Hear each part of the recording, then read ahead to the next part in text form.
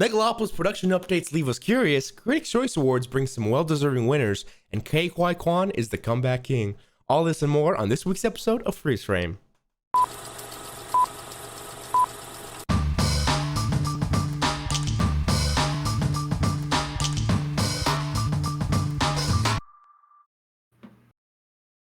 Yo, what is up, everybody? And welcome back to Freeze Frame episode 94, the show where we stop to take a moment to discuss all the heavily talked about news of the week having to do with movies, TV streaming, and pop culture.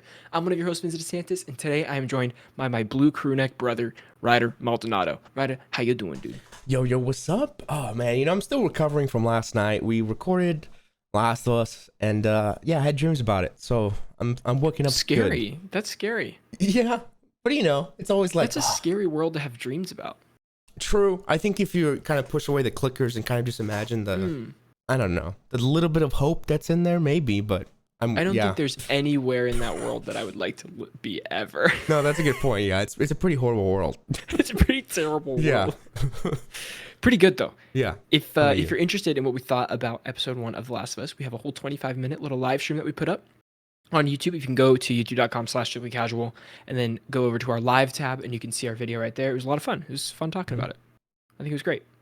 Guys, let us know what you think on audio platforms. Give us a review. It helps us out a bunch. Hop in the Discord if you want to stay up to date and join our community. We have TikTok for quick updates on news, anything pop culture. We got Instagram, Twitter, New Year's, new plans. We went over it last year, but we're changing up last episode. But we're changing up some of how we do the podcast a little bit and kind of how we think about and approach our content, which is tons of fun. So that's it's pretty fun. It's good. Yeah. It's good stuff. Fun stuff. So lots of stuff happened this week. Award shows, lots of great winners. Totally. We saw so many clips of people. We're deep in. Right? We're deep in it. Golden Globes was exciting because I'm always like kind of seeing like, okay, what are they going here? Because I'm always looking at the Academy Awards and the Oscars because I'm like, ooh, what's gonna win?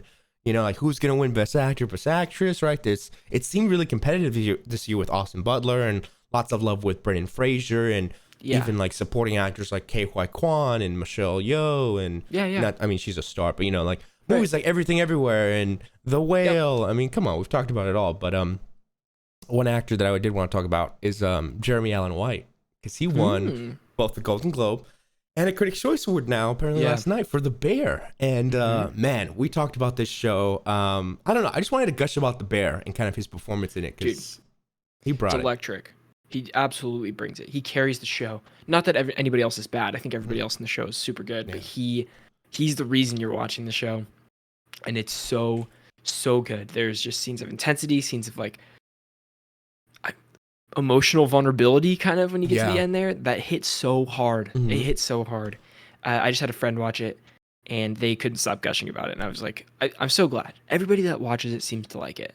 Yeah, it was surprising because, I guess if you've seen the commercials for it, it's on Hulu, FX as well, but then Hulu after. It's kind of like a cooking show about little sandwich shop, right? But it's very emotional, like you said. Like there's a lot of deep kind of motivations. All these characters have something going on in their lives, and so that kind of drives their attitude in the kitchen, right? Yeah, I think what seems to be like, this is probably stupid on the nose like comment, but like, oh no.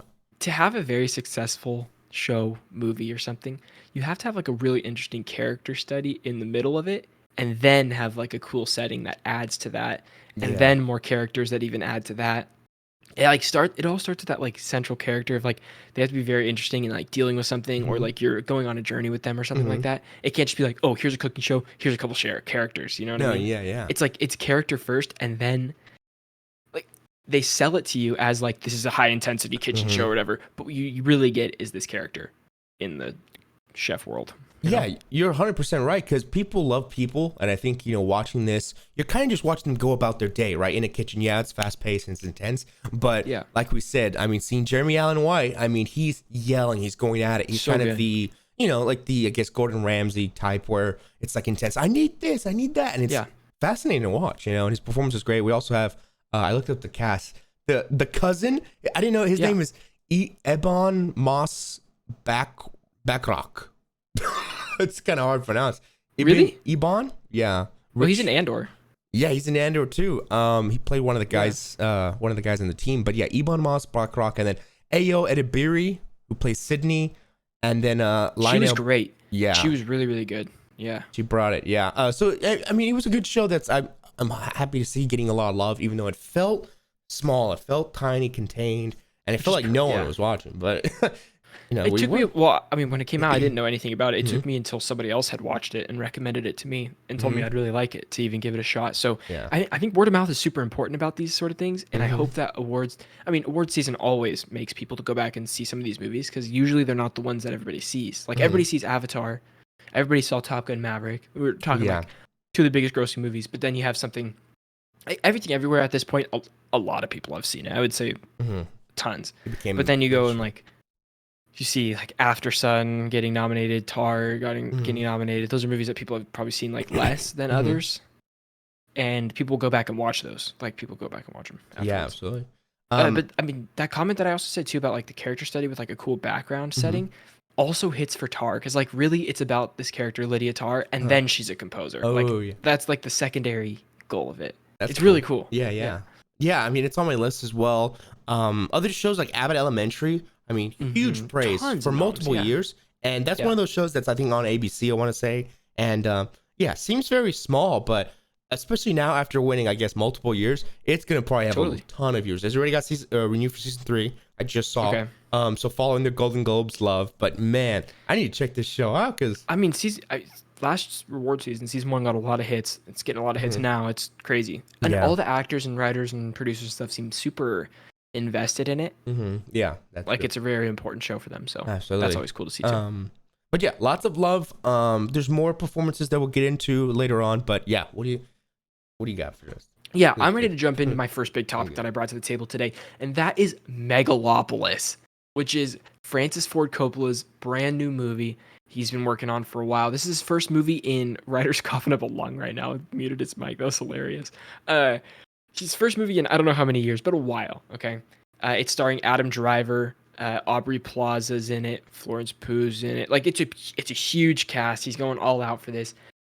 Basically, it's centered around the aftermath and reconstruction of New York City following a disaster that wrecked the city and wiped off its urban infrastructure. Amid this chaos is an architect who is intent on braving the odds to rebuild New York City as a utopia after the devastating natural disaster.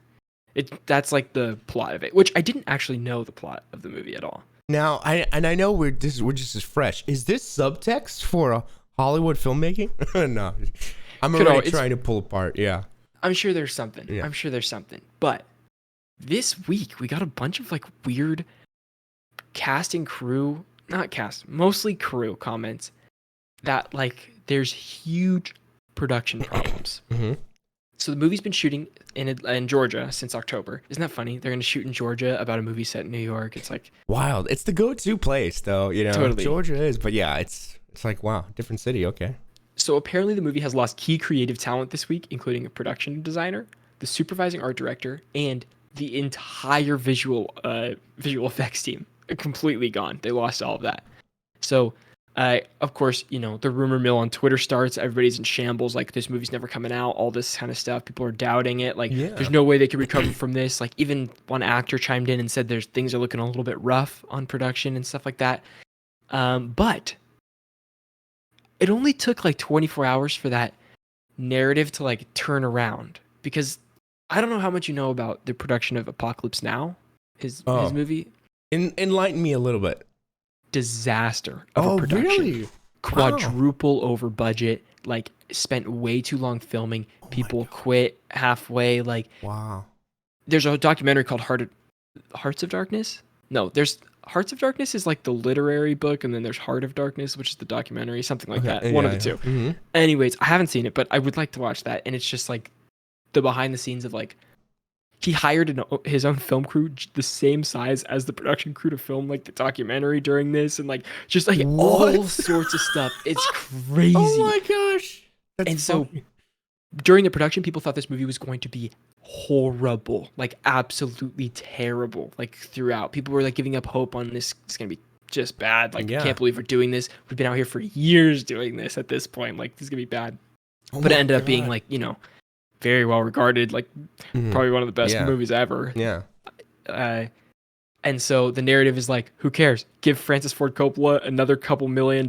Like, let's keep the ball rolling. I'm sure this is going to be a masterpiece. Like, let's keep it going. And I just thought that was so fun to like think about, Yeah. you know? Already, I saw online that a lot of people were putting Megalopolis as their most anticipated for the year, or Totally. maybe, or like in the future, right? Yeah. And so it's got to be up there for me too. I can't wait for this. right? I mean, big cast. I even heard about this. I knew nothing until, kind of we're talking about the plot. And so to know it's Francis Ford Coppola, we already know he's one of the greats and stuff like that. But I'm like, are we sensing a pattern now that this poor guy is like, he just goes crazy with his, with his productions. He might go a little nuts. Yeah. And he's like, you're fired. And it's like, oh God, what did I do? And it's like, well, I don't think he's what? like, no, I don't know. Yeah. I watched The funny. Offer recently too, which is, the Godfather making of. And they have that actor, I forget his name. Someone plays Coppola, and he does a fantastic job. And he like, I know who you're talking I think he got like Coppola's blessing of a sort, like to kind of like do it. Huh? So it's a very like honest take on Coppola that is not like, oh, he's a nice guy, like super awesome, like positive director. Like sometimes he's in the shit, dude. Sometimes he's just in the shit getting it done. It was awesome. I would love to meet Coppola sometime. Yeah, he's one of those that's like, he's a filmmaker's filmmaker, right? I guess you'd say. Totally. Right? Director. He's really down and dirty in there. Dude, my Disneyland is the Francis Ford Coppola winery, which I went to one time. What? I mean, because he has wines. If you don't know, they're fine. They're not great, but like they're fine. The winery's in an estate, dude. I'm talking. You walk in, and there's all these different rooms, and it's also like a museum for all of his stuff too. So you're walking down, it's all the surfboards from Apocalypse Now, the Godfather desk. He did a movie with Jeff Bridges called Tucker, which is about the Tucker car, and that car is like on the display, like spinning. There's just like movie stuff everywhere. His daughter Sofia Coppola has whole wings of like stuff that is in there too. It's like so cool. And then outside is like this giant resort pool thing that you can rent out like spaces and go swimming for the day and stuff. It's like, it is epic, dude. It's so sick. Well, you heard it here first, guys. If you want to give Vincent, a good Christmas present, get him a gift card to go to this Disneyland Francis Ford Coppola Museum. It's like he'll be happy. The last time I went, I wasn't able to drink. I was like 18, at the time or something. And now I feel like it would be a whole different experience if like I could actually go wine tasting there, and like I feel like that'd be so fun. It's like, this is Francis Ford Coppola's selection, and you're like, wow, this is what he drinks, and you're just there, and little kid, like, little video, exactly. And you're like, I'm reading every single ridiculous like description of everything on the walls, like, no, it was cool. It's up in Napa, so that's amazing. In wine country. That sounds great. But back to this movie, I really think that this is intriguing, though. I want to know about. I'm sure they're gonna finish production, like you said, like it's gonna be. Of course, in the news, but they're gonna get it done, and even they'll get it done. Yeah. You even had it here. You put. I don't want to take a call here, but Adam, go for it. Adam Driver saying all's good here, like all's good here, no problem. Yeah, he had a comment for it. Yeah, that's kind of funny. I think he was on press for something else, and somebody asked him about it, and then like Adam Driver was super tight-lipped about it and just said like all good here. Yeah, like that's it. Nothing's going on. Like it's a busy guy. Yeah, it's just how the business works. I do want to find out what continues on with this movie. We'll keep up with it, but that's hilarious. I can't wait to. Will it come out 2023? Stay tuned. Who knows? Time to find out. Yeah. Okay. Do we want to do Clippy Clip or Matt Reeves? Hit me with some Matt Reeves, dude. Okay. So this is funny. We've been giggling about this past week for everybody at home. Matt Reeves, the director of the Batman, he's doing his own thing with the Batman franchise, spin-offs and such. And there was a quote that recently came out about him. He says, "I'm excited to hear what they're going to do. The Batverse is kind of its own thing they're letting us do." As referring to James Gunn and Peter Safran, he got to meet with them the other day at DC Studios to kind of, plan, not really connect, but just to kind of pitch plans of the Batman versus their DC and kind of just talk. Communication is key, right? And so it was funny because I don't know if any of y'all saw. I probably nobody saw this photo of. I don't know if you want to explain the context of the photo that we talked about. Well, I mean, I think it's funny to point out. There's a lot of jokes that like, oh, James Gunn's killing everything that DC did. Not really. He just stopped like production on. I mean, Wonder Woman and Man of Steel have stopped, but that's all, right? It's just Snyder fans. The Snyder Cut fans. Snyder fans are upset, and so it's a joke of like, obviously they're not going to cancel Batman. I think the first one was so successful. Like the Matt Reeves Batman was so successful. It's not going to be canceled. But the joke was Matt Reeves walking into the office and it's Joe Pesci in Goodfellas, I think. Sure. I don't even know what movies. I think from I- Goodfellas. I would say so. I'll He stand you walks up on in- that. Yeah. He walks. Oh, is it Goodfellas? I don't actually know.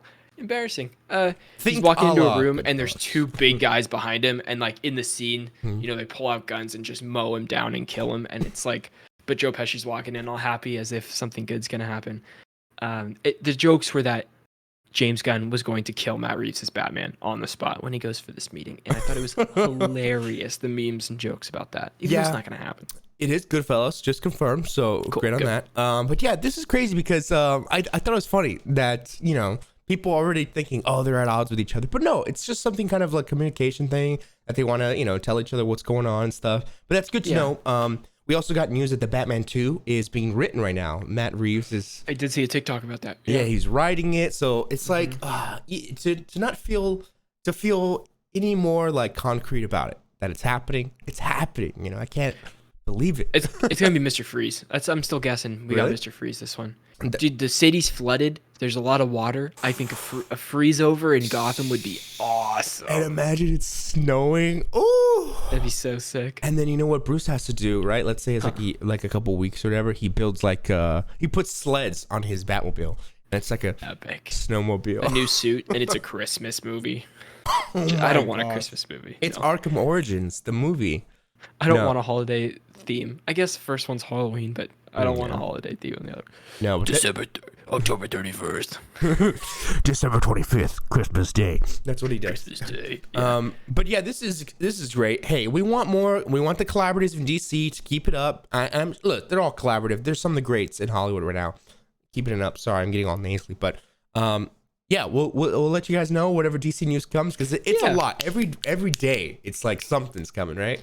Every day it's something, but it's like unimportant something, I think. Like every day That is too, like someone yeah. saying a comment and it's like, I don't like, everybody Blow would it up. freak out and it's like, it's nothing. It's No, literally yeah, it's nothing. James Gunn is like, we'll know something soon in January.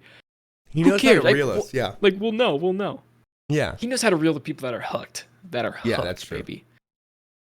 I don't know. We'll see. I'm excited for whatever happens. But let's jump into some key. You intro this clip. Ready? Okay. Okay. Oh gosh. Ready? Here we go. Yeah. In 3, 2, 1. Ke Huy Quan is the comeback king of Hollywood. He's making a return following his wins at the Golden Globes. And yeah, And the Critics' Choice Awards. And the Critics' Choice Awards. He's going to be returning in new Disney Plus content like Loki and another series. We have some love here for him, as well as Michelle Yeoh and kind of some other things going on. Yeah, let's get into what's been going on with him lately. I mean, everybody's heard the story. It's well documented that Key has not been in a movie since Indiana Jones: The Temple of Doom. After that, he was not able to get roles for a long time, and for years and years and years in the industry, he thought that he would not be able to get a role for himself because nobody was interested in telling stories about him or about what he would be interested in playing. So, what people don't know in that span is that he's a stunt coordinator through all this. Like, there's scenes, like, he's a stunt coordinator in all sorts of movies. There's behind the scenes clips going on Twitter right now of him in X-Men, like showing Wolverine, like showing Hugh Jackman how to do some like punches and stuff like this, which was epic and all that kind of stuff. But we're seeing a giant breakout right now. And it makes me so happy. We have these, what do we got? We got these wins these last couple of days. Yeah, so he won for Everything Everywhere All at Once. Him and Michelle Yeoh both kind of duo, tag teaming it, taking it. And I hope we see more love for the Academy Awards. I'm sure we'll find out and see. But it's just great to see, the award speech that we saw at Golden Globes. He was so emotional to, have Spielberg there and say, like, look at me, 30 years, and I'm back and I'm winning an award. I think the main consensus was him saying, like, I'm looking forward to seeing what happens now. Because, he's kind of like, right, what's next, right? It's not like one movie and he solidified the rest of his career, you know what I mean? But maybe it is like that. Because we see, like, in his story, he says that after watching Crazy Rich Asians, the movie, he felt like there was a place for him. And he should try again, you know? And in this specific movie, he said the directors thought of him for the role, which was really cool too. So he was sought after. He's winning awards for his performance for this role.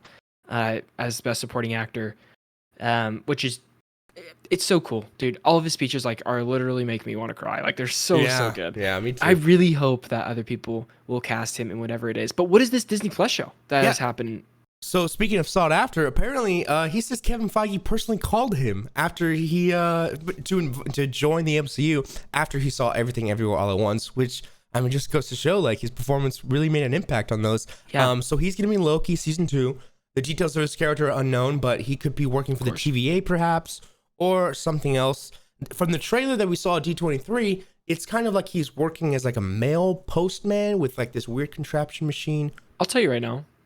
Yeah, He is Kang, actually. Is Jonathan Kang- Majors is a front for Kang, and it's actually Key. Imagine he's a variant. I'm for it. That would be great. First. That'd be great. Okay. He's also going to be on a new Disney Plus series with Michelle Yeoh, reuniting in something called American Born Chinese. I have a little description here. Yeah, tell me. Based on the genre-hopping graphic novel by Jean Luen Yang.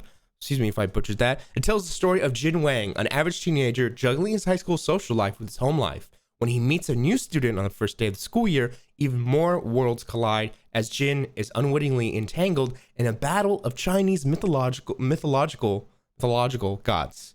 Yeah, mythological. That sounds epic. Yeah, that sounds crazy. Yeah, we That have sounds one awesome. photo. They look great in it, and hey, just happy Because for it's them. Michelle Yeoh and Key. Yeah, they're in it, both which tag is so teaming sick. again. Yeah, Yeah, coming back love it. together. I absolutely love that. Do you think that? I mean, Everything Everywhere must have gotten them this.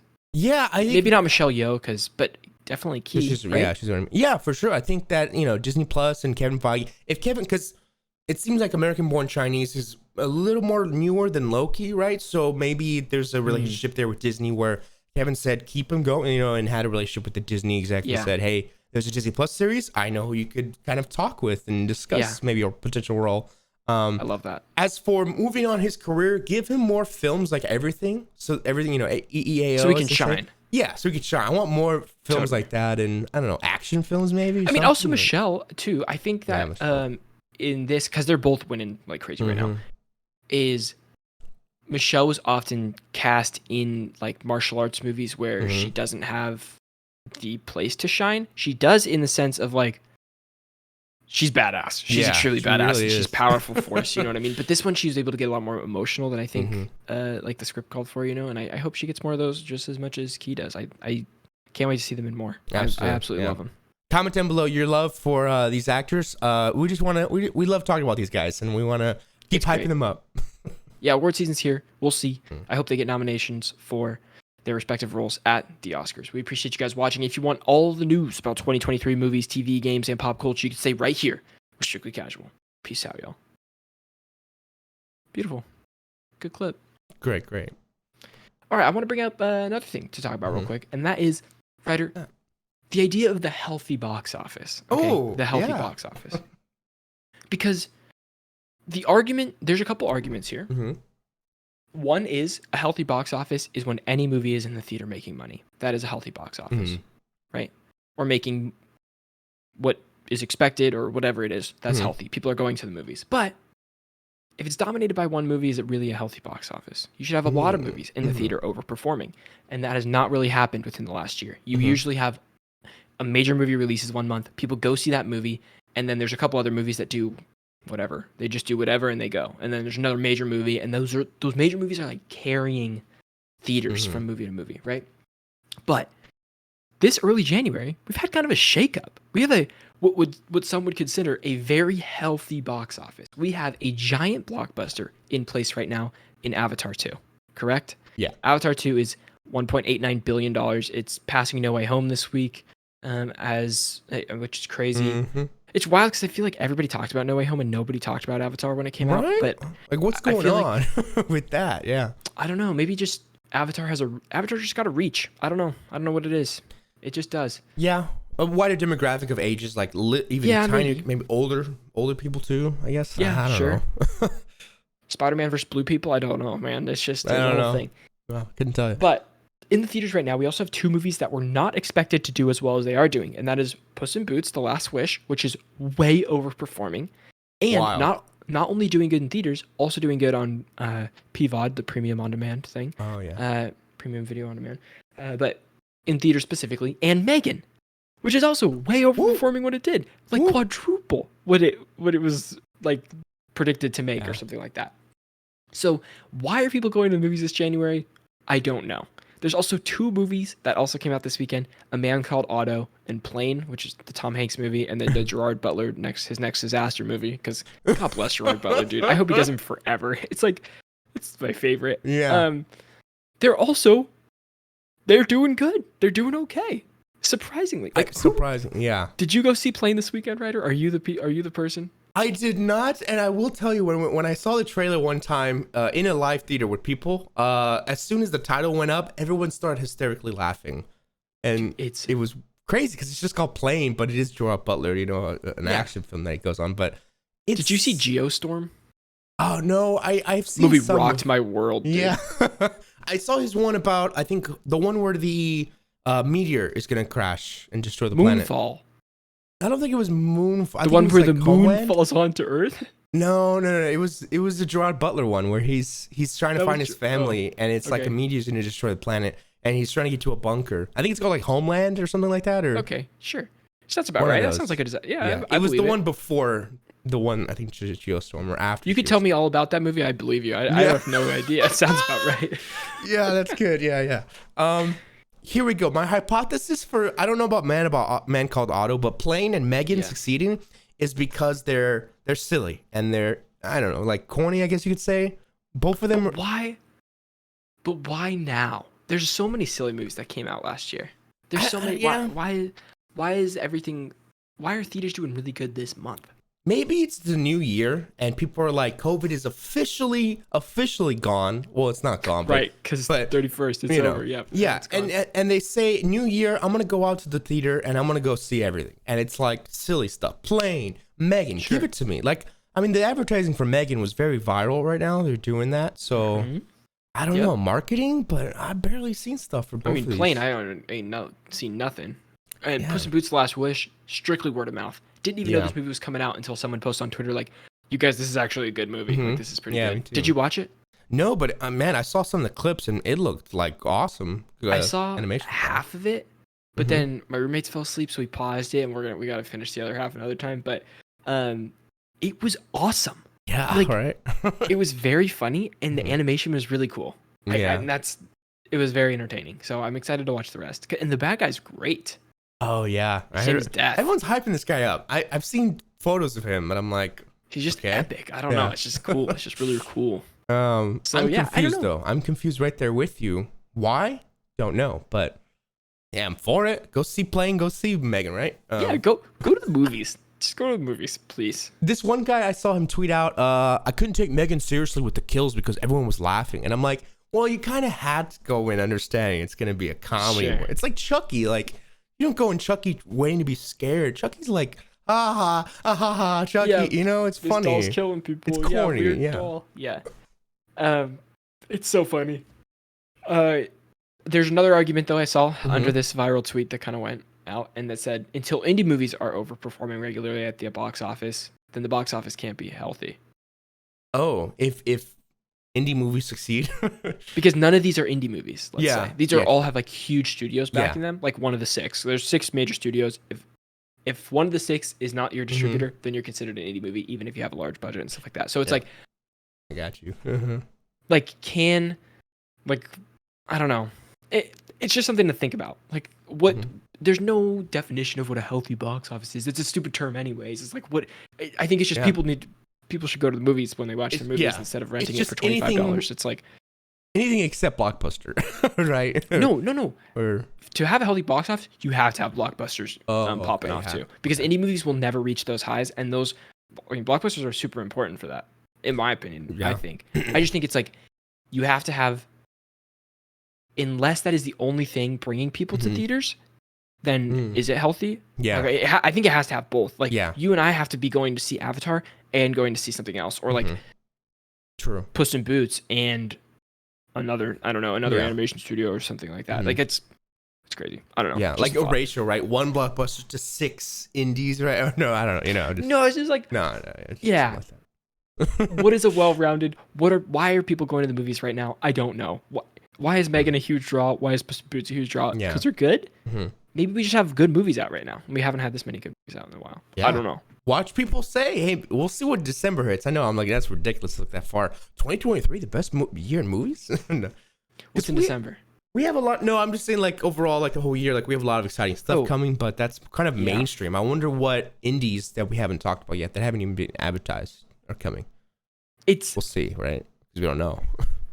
Yeah. I saw someone post a picture of 2019 and, like, the best rated movies and everything. Oh, yeah. Or 2021. And the list was not as good as this year. Like, this year, there's so many. Last year was not as many. Oh, like, yeah. Nearly. Yeah. Last year felt, like, okay, right? It felt okay. We have some big ones. We got, like, Dune was awesome. Like, Great. a couple, like, really bangers. Drive My Car was, like, so freaking good. And then you have, like, Don't Look Up is, like, on your top 5 list. Like, really? Like, that, like, we've already gone through the big ones. You have Don't Look Up there. Yeah, Crazy. it's like, that's okay. Yeah, that's okay. That's the year. That's it. But we'll see. This year could bring some. I mean, this year is bringing something. Oppenheimer, baby. That's all I can. No, I'm just kidding. What have you watched this week? So I have to think back on. Okay, so I finally I gotta check the letterbox because I'm trying to log everything I've been watching. I just pulled up my letterbox. I had one day of classes where I went to one class, we watched a movie, and the next class we watched another movie. So I was like, this is great. Oh wow, what'd you watch? Hitchcock. We're learning about producing and kind of what it takes to be a producer, executive producer. Sure. So this is starring Anthony Hopkins. It's about he's playing Alfred Hitchcock, and he's making Psycho. You watched the movie Hitchcock. Yeah, right. Not a Hitchcock movie. No, yeah. Are you taking that with Lori? Yeah. She's so great. Yeah, it's cool. There's only 6 of us in that class, so it's great. Small class. She's awesome. Yeah, she's really cool. But it's a great movie so far. We haven't, we're still getting through it, and but yeah, it's fun talking about Hitchcock and what he went through. Scarlett Johansson in that? Yeah, she's playing the main lead of Psycho, right? That's right. Lori? No, not Lori. She plays Jamie Lee's mom. Right. Right. And then I also saw this old movie with Shaney called The Assassin. It's newer, but The Assassin. Yeah, it's insane because you know what? He says this is what you would consider an art house movie.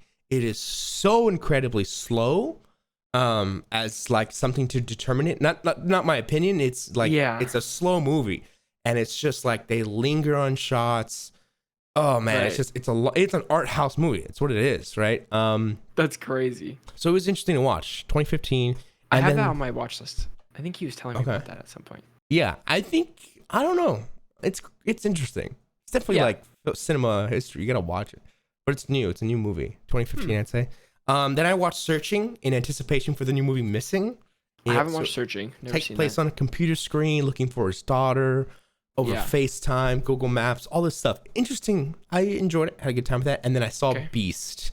I rented Beast on Infinity Plus. And Infinity Plus, dude, popped off. Beast was good. Beast was fun. That was like lots of homages to Jurassic Park.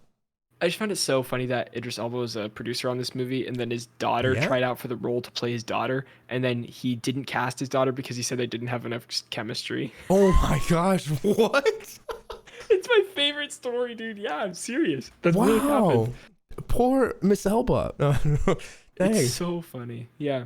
Well, I mean, the kids were okay. That director also did Everest. That was a fun one. I liked that.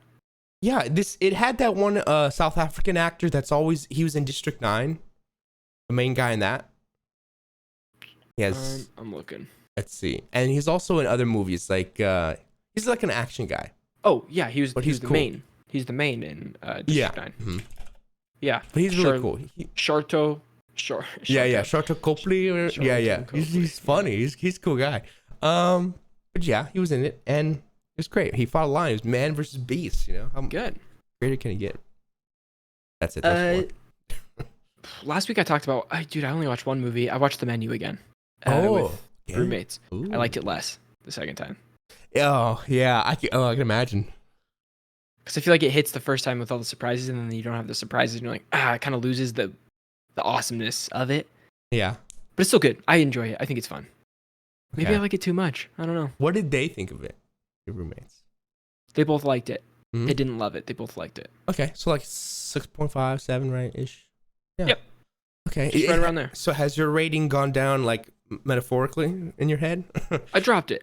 Yeah. Okay. It's a 7 now. Okay. Which Wow, feels you more had an deserving. 8? Wow. Those twists got you, huh? No, it's not even the twist. I think I just enjoyed the ride of it. Yeah. I don't know. It was like a quick. It's a quick 90-minute movie or something. It's Yeah. like it feels tight. I think going into it, I already had a stomach ache, so I don't know. That ruined it Oh for me. God. Yeah, It has nothing to do with the quality of the movie, but yeah. Anyways, my own experience of it. And then I watched. Hmm. What else did I watch? Obviously, The Last of Us, and more Vinland Saga. Yeah. That's it. That's all I've watched. Vinland I have Saga. watched no movies. Is that's not the F1? No, what's Vinland Saga? No, Vinland Saga is a Viking anime. It's on Netflix, and the second season just came out. But I'm only watching the first season right now. It's awesome, dude. Wow. It's a bunch of like Norwegian people speaking Japanese. It's really awesome. Oh, that's crazy. Okay. Dude, it's intense. It's very similar to the Northman story of you killed my father, I must go and kill you, that sort of thing. But it came out so many years before the Northman. Okay. Yeah. It's awesome. It's really cool. That's cool. That's cool. Great animation, good story. It's fun. 20-minute. That's awesome. Yeah, That's Last of Us was fun. We had such a fun conversation about that last night. I really man, what a show too. Yeah, what a show. Already. That's it. We've seen lots of good stuff come in, and Ant-Man tickets are on sale. Go get your Ant-Man tickets. They're on sale. Yeah, it's funny. I didn't hear a single thing about tickets going on sale today. If you didn't text me, I wouldn't have known. And I always know, bro. I'm in on that. No, yeah. It's like, hey, gotta keep up with it because we gotta get those seats, you know? Even Thor, dude. Even Thor, they like blast that in your face. Maybe, and I'm still following all the same people. You know what it is? It's just that they're releasing these too close, that the marketing is like, we gotta release a trailer, but we're not releasing tickets yet because it's just not how it works. And so. Weird. I don't know. I don't understand. Oh, you know what? You know why? So I just checked Chinese theater. They're on sale 5 p.m. too. So you know what? Today, 5 p.m., they're releasing a little TV spot. You think so? Yeah, they're going to release a new, not like an official trailer, but a little TV spot. It's just gonna the same tickets now. Same chopped up, but down to 30 seconds. Yeah. With maybe an extra 2 seconds of footage to get people excited, and then a date at the end of. Yep. Get your tickets now, because it's coming. Yep. Cool. Okay, well, there you have it. That was this week, ladies and gents. Amazing. Thank you guys so much for listening. I'm good. That was episode 94. Thanks for listening, and become a member on YouTube if you want to watch the entire podcast in video format instead of listening to it. That's up to you. We got a lot more stuff coming your way.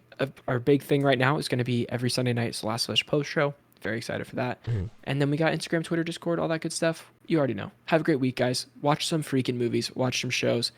And, let's make a healthy box office, all right? Healthy box office. See you next week.